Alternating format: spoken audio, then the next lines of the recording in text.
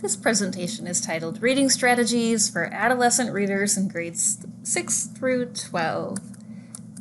The main objective is to evaluate strategies and tools that support literacy development for adolescent readers. What is literacy? Literacy refers to the proficient skill set used to communicate and make meaning through the modes of reading, writing, listening, and/or speaking. Scarborough in 2001 compared skilled reading to the many strands of a rope. Each strand represents a separate skill that, when combined with the others, creates a strong, proficient reader. When any one strand or skill is not acquired with fluency, it weakens the strength of the rope. The rope model includes two major categories: language comprehension and word recognition. Reading is a complex and multifaceted process that requires fluent execution and coordination of decoding and text comprehension.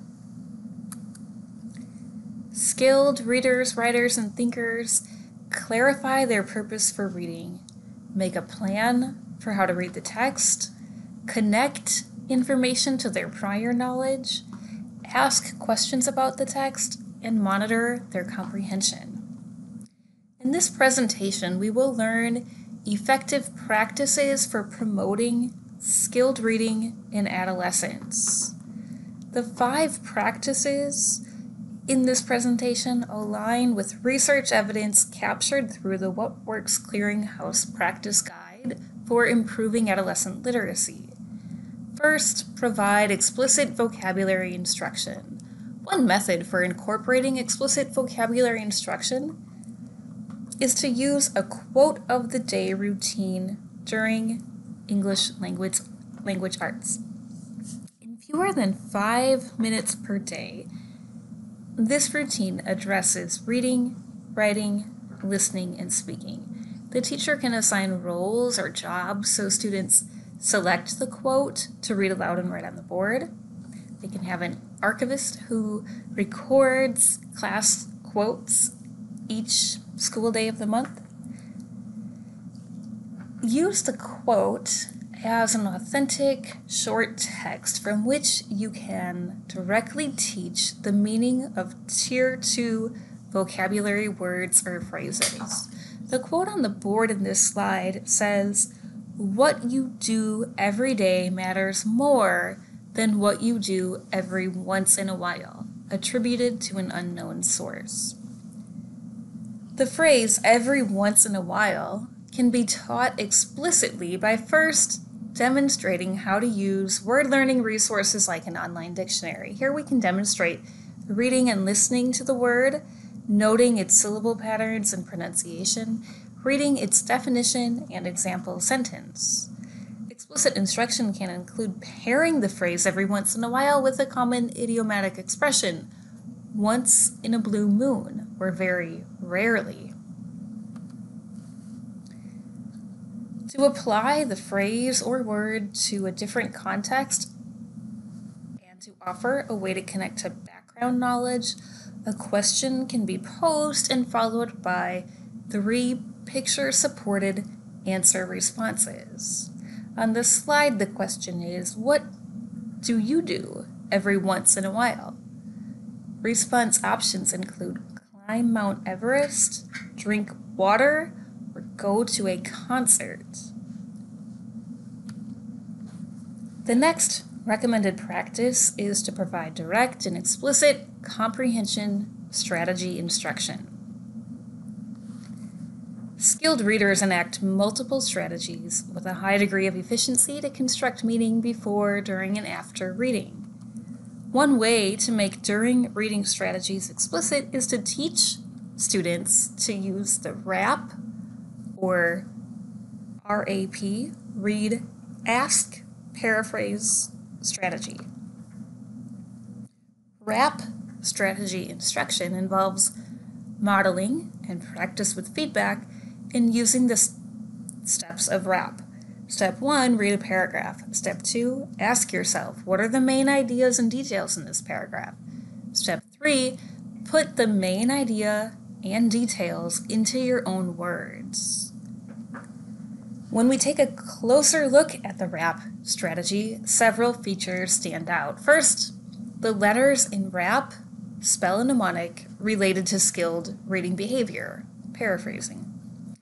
The strategies of RAP are task-specific, and students can learn to execute the steps in a self-directed fashion across texts and settings. Try it out. RAP the paragraph from the passage "Hair" taken from the text "Reading, Writing, and Rising Up." Listen to the paragraph. My mom always had a hard time getting me to sit still long enough. Combs frightened me, brushes were useless, and the very thought of somebody touching my scalp angered me.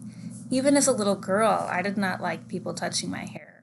I would kick and scream and cry for hours. Tender-headed, my mother called it, but now, looking back, I think I was just genuinely stubborn. You read the paragraph, ask yourself what was it mostly about, and put the ideas in your own words. Paraphrasing is a useful strategy to teach.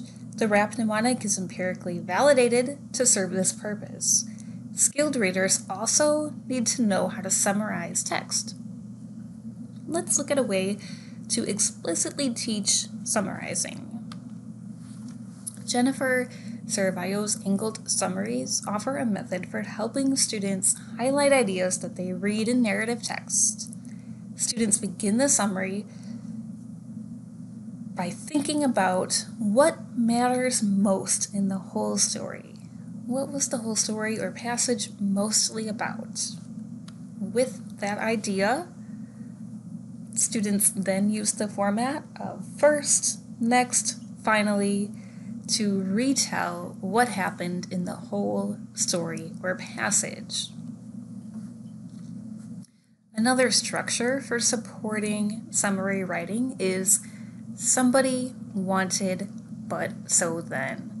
A modification appears on the slide where a storyboard can be presented with closed choice options for a student to select the best fitting option to craft their somebody wanted but so then summary.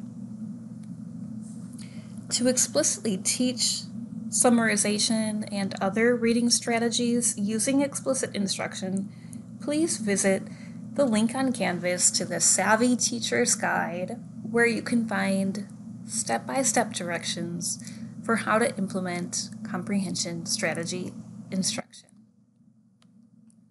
Let's explore some tools and resources that can help us meet the additional recommended practices from the What Works Clearinghouse Guide. There is moderate evidence to support the practice of providing opportunities for extended discussion of text, meaning, and interpretation. One method for facilitating extended discussion can be implemented in a synchronous or asynchronous fashion.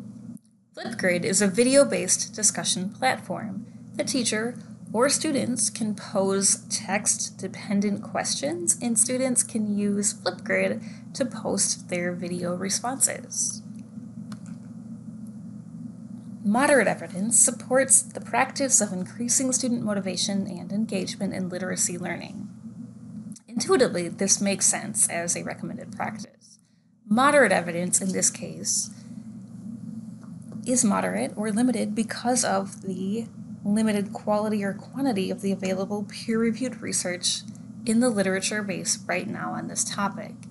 One way to promote engagement is to use short yet high-interest texts or passages. The News ELA or News Ella website offers current informational texts that fit these criteria. In addition, the website uses accessible design features so that text can be read aloud or simplified. The final practice with strong evidence of effectiveness is to make available intensive and individualized interventions for so-called struggling readers. In this presentation, I've intentionally added so-called to the struggling reader descriptor because this label is worthy of challenging. The so-called struggle is, in large part, made possible because of capitalism, heteronormativity, and white supremacy that operate within a system of oppression. Students to whom the struggling reader label is affixed, however, engage in complex literacy practices, often in multiple named languages or dialects, that are erased completely by the struggling reader label. The Intervention Central website is an online resource that teachers can consult in order to find effective practices to use to support reading comprehension for diverse readers, writers, and thinkers.